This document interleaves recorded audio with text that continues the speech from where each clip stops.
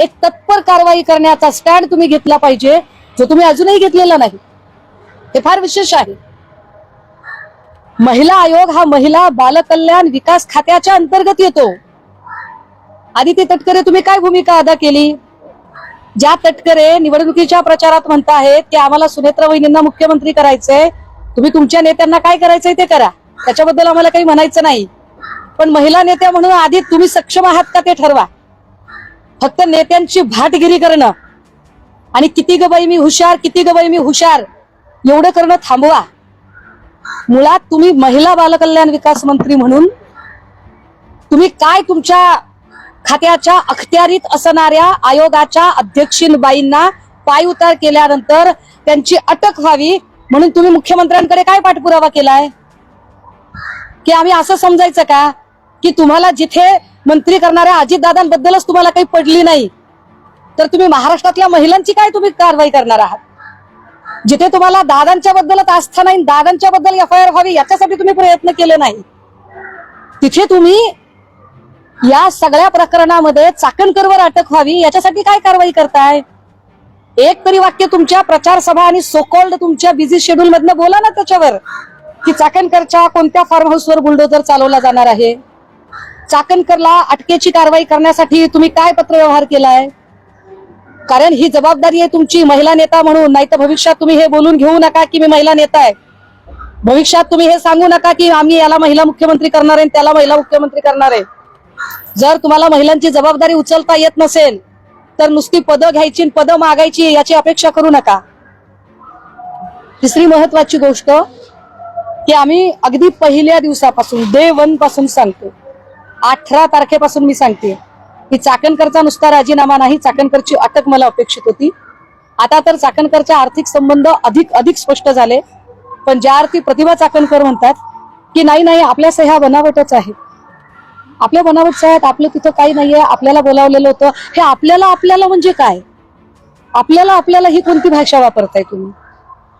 प्रतिभा चाकणकर जेव्हा 152 खात्यांमध्ये किंवा जे एकूण खाती आहेत त्यात माझी कागदपत्र बनावट वापरली असं जर म्हणत असतील तर KYC करताना OTP कुणाच्या नंबरवरून गेले? मग प्रतिभा चाकणकरला माहित नव्हतं आणि प्रतिभा चाकणकरला बळीचा बकरा बनवला जातोय का? कारण प्रतिभा चाकणकर पेक्षा जास्त इन्व्हॉल्वमेंट ही रुपाली चाकणकरांची आहे. पण रुपाली चाकणकरांचा राजकीय महत्वाकांक्षा, राजकीय मुत्सद्देगिरी याचा बळी प्रतिभा चाकणकर ठरत आहे का? प्रतिभा चाकणकरला पुढे केलं जातंय, तिच्या 14 वर्षाच्या लेकराला पुढे केलं जातंय आणि रुपाली चाकणकर वाचायचा प्रयत्न करते का? मग अशा वेळेला एका 14 वर्षाच्या लेकराची सुद्धा जेव्हा मीडिया ट्रायल होते त्यावेळेला महिला बालकल्याण मंत्री असणाऱ्या आदिती तटकरे तुम्ही कुठे आहात? तुमची भूमिका काय आहे? एरवी तुमचा महिला बालकल्याण आयोग फार असा हात शिवशिवतात ना तुमचे, आहात कुठे तुम्ही? समता पतसंस्थेमधली खाती बनावट आहेत असं जर म्हणायचं असेल तर मग समता पतसंस्थेचं सगळं संचालक मंडळ बनावट आहे का? मग समता पतसंस्थेचा चेअरमन या सगळ्याच्या संदर्भाने पोलिसांच्या भूमिका काय आहेत? प्रतिभा चाकणकरने ज्या पद्धतीने लोकांना बाईट दिला की नाही मला नोटीसच आली नव्हती, मग नोटीस आली नव्हती तर कशाला गेला होतात? असंच तो कोणी पोलिसांना भेटायला जात नाही. आणि जर असं म्हणू आपण की नाही त्यांच्या मनात फारच आपुलकीची आणि कायद्याची चाड वगैरे अशी काहीतरी भावना होती, तर मग ती कायद्याची चाड ज्या क्षणी प्रतिभा चाकणकर आणि रुपाली चाकणकरांची नावं माध्यमांनी घेतली, ज्या क्षणी ही नावं चर्चेमध्ये आली, अगदी त्याच क्षणी या दोघीही पोलिसांना भेटायला का गेल्या नाही? ज्या प्रतिभा चाकणकर दर 3 दिवसांनी नथी आडून तीर मारतायत, ज्या प्रतिभा चाकणकर दर 3 दिवसांनी माध्यमांना ग्राफिक्स बनवून बाईट पाठवतायत, त्या चाकणकर जर एवढ्या धुतल्या तांदळाच्या आहेत तर चाकणकरने एकदा एखादी जाहीर प्रेस घ्यावी आणि या सगळ्या प्रश्नांची उत्तरं द्यावी.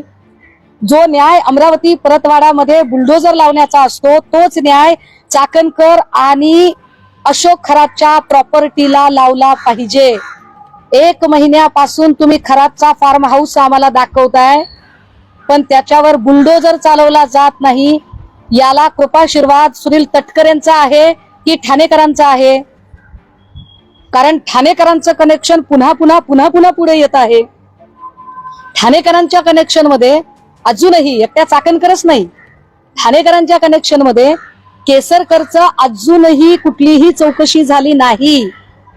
जो दीपक लोंढे अतिशय जवळचा माणूस आहे, त्या दीपक लोंढेच्या सोबत दीपक केसरकरचे असणारे घनिष्ठतम संबंध बघता केसरकरला अजूनही चौकशीला बोलावलं जात नाही. मुख्यमंत्री साहेब, तुम्ही कुणाला वेड्यात काढताय? कोण कुणाला वेड्यात काढताय ते आम्हाला एकदा कळू द्या. काय चाकणकरांना हा संदेश चाकणकर देतायत का की मी कोणालाच मानत नाही, जुमानतच नाही, मी तटकरे माझा बॉस आहे तर मला कोणीच काही करू शकत नाही, हे सांगायचंय का चाकणकरांना? आणि याला तुमची छुपी मान्यता आहे का? केसरकर आणि दीपक लोंढेचे सतत संबंध पुढे येत आहेत, सतत नव्या गोष्टी पुढे येत आहेत आणि तरी केसरकरला अजूनही चौकशीला बोलावलं जात नाही. फडणवीस साहेब, तुम्ही केसरकरांना वाचवताय का? आणि का वाचवताय? तुमच्या मित्रपक्षाचा आमदार आहे म्हणून? तुम्हाला जर खरंच महिला सुरक्षा, नारी शक्ती वंदना बिल वगैरे जर तुमचं चालू असेल तर तुमच्या नारी शक्ती वंदना बिलामध्ये आधी महिलांना सुरक्षितता द्या, आधी महिलांना संरक्षण द्या, आरक्षणाचं नंतर बघू. आणि महिलांना संरक्षण द्यायचं असेल तर हे केसरकर विसरकर सारखी जी सगळी माणसं आहेत, या माणसांना त्यांची जागा तुम्ही कधी दाखवणार आहात? या सगळ्या प्रकरणामध्ये एकनाथ शिंदेचा संबंध दाखवला गेला, एकनाथ शिंदेचे कॉल दाखवले गेले. त्या सीडीआर वर मी पुन्हा नव्याने बोलेन. परंतु एकनाथ शिंदेची चौकशी करायची हिंमत गृह खात्याची आहे का? मी माझ्या 8 दिवसापूर्वीच्या पत्रकार परिषदेतही हाच प्रश्न विचारला होता की कदाचित एसआयटीला स्वतःचा जो एकूण त्यांचा पोर्टफोलिओ आहे त्या पोर्टफोलिओ मध्ये कदाचित डीसीएमचा पोर्टफोलिओ त्यांना जास्त उंचीचा वाटत आहे, त्यामुळे ते डीसीएमच्या चौकशीचे आदेश काढू शकत नाहीत, समन्स काढू शकत नाहीत. मग जर असं असेल तर मग चौकशीचा फार्स कशाला करताय? हा फार्स करू नका. खरंच महिला सुरक्षित ठेवायच्या आहेत का? खरंच महाराष्ट्रातल्या एकूण अशा पद्धतीच्या लिंगपिसाट, भोंदू, बुभुक्षित आणि वखवकलेल्या नजरांनी महाराष्ट्रातल्या लेकी बाळींकडे बघणाऱ्या लोकांना कुणीही वाचवू शकणार नाही, कुठलीही राजकीय महाशक्ती वाचवू शकणार नाही, कुणाचाही राजकीय आशीर्वाद असला तर ते वाचणार नाहीत. हा संदेश जर फडणवीस साहेब तुम्हाला द्यायचा असेल तर अजूनही एकनाथ शिंदे आणि दीपक केसरकर यांना चौकशीचे समन्स का नाही? प्रिव्हिलेज देताय तुम्ही? एकनाथ शिंदे आणि दीपक केसरकर यांना प्रिव्हिलेज मिळत आहेत का ते सांगा. सरकारमध्ये असल्याचे प्रिव्हिलेज देत आहात. खऱ्याच प्रकरणात प्रिव्हिलेजेस झाले ना हे. जर सीडीआर आहेत असं जर सांगितलं जात असेल आणि तुम्ही चौकशीला बोलवत नाही तर प्रिव्हिलेज आहेत. आणि जर तुमचं म्हणणं असेल की नाही असे सीडीआर नाहीयेत तर फडणवीस साहेब, तुम्हाला खुलं आव्हान आहे, हे आता लुपाछुपीचा खेळ बंद करा आणि जाहीरपणे सांगा की सीडीआर खरे की खोटे? खरे आहेत ना सीडीआर? आम्ही खरे आहेत असं मानून चालतो. चला, सीडीआर खरे आहेत असं जर तुमचं म्हणणं असेल तर केसरकर आणि एकनाथ शिंदे यांना चौकशीला कधी बोलवणार आहात? आणि चाकणकरवर तर आता गुन्हा दाखलच झाला पाहिजे, कारण ज्या पद्धतीची इन्व्हॉल्वमेंट चाकणकरची दिसलेली आहे ते बघता चाकणकर आतापर्यंत गजाड व्हायला हव्यात. पण मी पुन्हा सांगते की प्रतिभा चाकणकरचा बळी दिला जात आहे का रुपाली चाकणकरच्या राजकीय मुत्सद्देगिरी पुढे? कारण सगळं रुपाली चाकणकरांनी केलं, पण कागदोपत्री प्रतिभा चाकणकरांना अडकवण्याचा प्रयत्न असं काही होतंय का? ह्या सगळ्याच प्रश्नांची उत्तरं आणि महत्वाचं की खरातच्या बंगल्यावरचा बुलडोजर कधी चालवला जाणार आहे, समता पतसंस्थेचं काय, हे सगळे प्रश्न आता फडणवीस साहेब, असं होऊ नये की तुमच्या प्रामाणिकपणाबद्दल लोकांना शंका याव्या. कारण तुम्ही ज्या पद्धतीने, कारण उगाच असं मांजराने उंदराला सतत खेळवायचं, एकदाच काय तो सोक्षमोक्ष लागू द्या ना, उंदीर सोडून तरी द्या, नाहीतर खटकन खटका पाडा. आणि एकदा काय ते महाराष्ट्राला कळू देत की याच्यामधले कोण कोण आरोपी आहेत. ते याच्यासाठी की पॉलिटिकल प्रिव्हिलेज असेल तर आम्ही वाचू शकतो असा संदेश अजिबात एकाही लिंगपिसाटाकडे जाता कामा नये. कितीही मोठा राजकीय वरदहस्त असला तरी त्याची गय होणार नाही. हा संदेश जर द्यायचा असेल तर चाकणकरच्या अटक आत्ता तात्काळ होणं गरजेचं आहे. एकनाथ शिंदे आणि केसरकर या दोघांच्या चौकशा आत्ता होणं गरजेचं आहे. आणि चाकणकरची प्रॉपर्टी आणि खरातची प्रॉपर्टी या दोन्ही प्रॉपर्टीवर बुलडोजर चालवणं हे सुद्धा तितकंच गरजेचं आहे. हे महत्वाचं आहे. तुम्ही आता रुपाली चाकणकरांवरती आरोप केले. काल त्यांनी 28 दिवसानंतर एक पोस्ट केली, त्यामध्ये त्यांनी म्हटलं की माझ्यावर जेवढे काही आरोप झाले त्या संदर्भातले कुणीही पुरावे देऊ शकले नाहीये. मध्ये एक निनावी पत्र आलं होतं, तो देखील कुटील डाव होता असं देखील नाही, हे काही निनावी पत्राचा जो मुद्दा आहे कदाचित माझ्या आजारपणाच्या काळातला आहे, त्यामुळे मला तो काही माहित नाही. पण चाकणकरांच्या आर्थिक हितसंबंधांचे पुरावे आता किती अजून समोर आणायचे? तुम्ही समता पतसंस्थेला चक्क खोटं ठरवू पाहताय का? म्हणजे तुम्ही एकट्या वाचण्यासाठी तुम्ही समता पतसंस्थेचं संचालक मंडळ अख्खं पायाखाली घ्यायला तयार आहातच, पण स्वतःची सख्खी बहीण प्रतिभा चाकणकरला सुद्धा तुम्ही पायाखाली घ्यायला तयार आहात. हे फार विशेष आहे. या सगळ्यांमध्ये चाकणकरचे आर्थिक किती व्यवहार झाले, किती ट्रान्झॅक्शन झाले, हे अनेक पत्रकारांनी पुढे आणले. जवळपास 10 कोटीच्या आसपास ती आर्थिक उलाढाल आहे. आताही त्या 2 खात्यांवर प्रत्येकी 60-60 हजारापेक्षा जास्तीच्या रकमा उपलब्ध आहेत. ज्याचा नॉमिनी हा 10वी नापास खरात आहे. याच्या उपर चाकणकर तर इतक्या निर्डावलेल्या आहेत आणि इतक्या निगरगट्ट आहेत की त्या असंही खोटं बोलल्या की मला तर काय समन्स आलं नाही, पण त्यांना समन्स आले अशीच माहिती आज अजून कोणीतरी बाहेर आणली. त्यामुळे चाकणकरांनी हे खोटं बोलणं, हा निगरगट्टपणा हे सगळं थांबवावं. आणि महत्वाचं, लिंग पिसाटांना खरंच संदेश द्यायचा आहे का? महाराष्ट्रातल्या महिलांना खरंच आश्वस्त करायचंय का? फडणवीस साहेब तुमची इच्छा काय ते महत्वाचं. सुनेत्रा वहिनी, तुम्ही महिलांचं नेतृत्व करायला सक्षम आहात.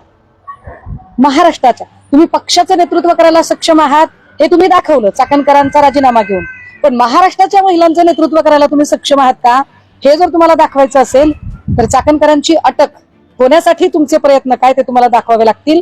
आणि आदिती तटकरे, तुम्ही ज्या खात्याच्या मंत्री आहात, आधी त्या खात्याशी संबंध असणारी कामं तुम्ही बघा आणि मग बाकीच्या गोड गोष्टी करा. खरं तर बनावट खाती आहेत म्हणे, आमच्या सह्याच नाही, ते सगळं बोगस आहे. मग पुरावा कसं करायचं? खाती चोर कधी म्हणणार आहे मी चोरी केली म्हणून? खाती जर बनावट असती तर केवायसी कसं काय झालं? खाती बनावट आहेत याचा अर्थ समता पतसंस्थाच बनावट आहे. याचा अर्थ समता पतसंस्थेचं जे काही संचालक मंडळ आहे ते सगळं फ्रॉड आहे.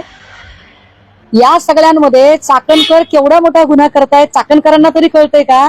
कारण या पतसंस्थेमध्ये जेवढा उद्योगपतींचा पैसा असेल कदाचित तेवढाच गोरगरिबांचा सुद्धा पैसा असेल. उद्या जर हे सगळी बँक लिक्विडेशन किंवा याच्यावर काही कारवाया सुरू झाल्या तर गोरगरिबांचा पैसा सुद्धा याच्यातला अडकेल.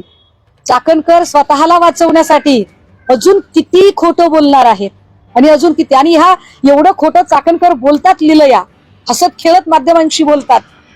याचा अर्थ चाकणकर हे डोक्यात पक्का त्यांचा माइंडसेट आहे की काहीही झालं तरी जोपर्यंत तटकरे राजकारणाच्या पटावर ताकदवर आहेत तोपर्यंत आम्हाला धक्का लागणार नाही, कारण आम्ही तटकरे लॉबीचे पाईक आहोत. दुसरी गोष्ट, एसआयटी नेमून 1 महिना झाला, ते सगळं तपास मुख्यमंत्र्यांनी एसआयटी कडे दिली. एसआयटी काय करते मग याच्यामध्ये? सगळं आता आरोग्य मुख्यमंत्री बघा, 20 तारखेला जेव्हा चाकणकरांचा राजीनामा झाला आणि माझ्या माहितीप्रमाणे 25 तारखेला वगैरे या सगळ्या संबंधाने मीच माध्यमांशी बोलताना म्हटलं की आपण एसआयटी बद्दल इतक्या लवकर जजमेंटल नको होऊया, आपण जरा त्यांना वेळ देऊ.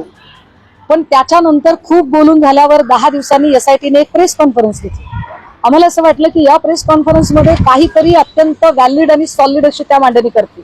पण त्यांनी ज्या गोल अगदी म्हणजे ज्याला एक सिंपथी कार्ड खेळणं ज्याला म्हणतात, अशा पद्धतीने जी त्यांची मांडणी होती ती बघता त्यांच्याकडून फार आम्ही अपेक्षा कराव्यात अशी स्थितीच उरलेली नाही.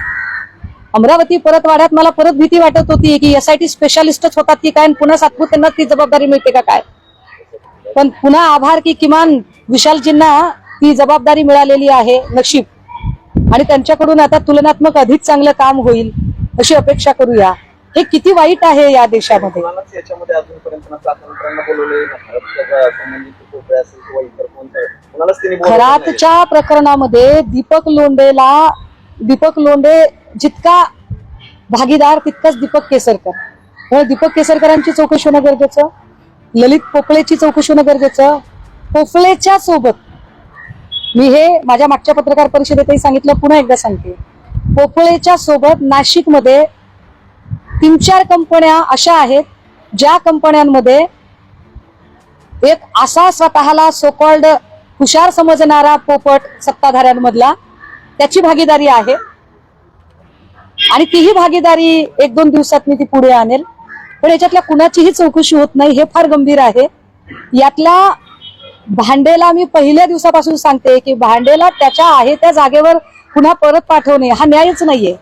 भांडेची अटक होणे गरजेचे आहे, कारण भांडेला SRA मध्ये आणला कुणी, भांडेला प्रमोटी कलेक्टर बनवला कुणी, भांडेची मागच्या 2 वर्षातली वाढलेली प्रॉपर्टी, भांडे आणि राहुल आय थिंक देशमुख, मला आता जरा नाव कन्फ्युज होते, यांची पत्नी, भांडेची पत्नी आणि कल्पना खरात यांचे असणारे काही संपत्तीचे विश्लेषण, हे जर सगळं बघितलं तर इतकं गंभीर आहे आणि याच्यातलं काहीच पुढे येत नाही. याच्यानुसार काहीही कुठलीही कायदेशीर कारवाई होत नाही. म्हणून मी शब्द प्रयोग करते. नाही नाही नाही, मला ऐका, महिला अधिकाऱ्यांच्या कार्यक्षमतेवर मी प्रश्नचिन्ह निर्माण करायची गरजच नाही. महिला अधिकारी ज्या आहेत त्या निश्चित सक्षम असतील. महिला अधिकाऱ्यांच्या इच्छाशक्तीवर माझा प्रश्नचिन्ह आहे की तुमची इच्छाशक्ती आहे का, की तुमची इच्छाशक्ती असावी किंवा नसावी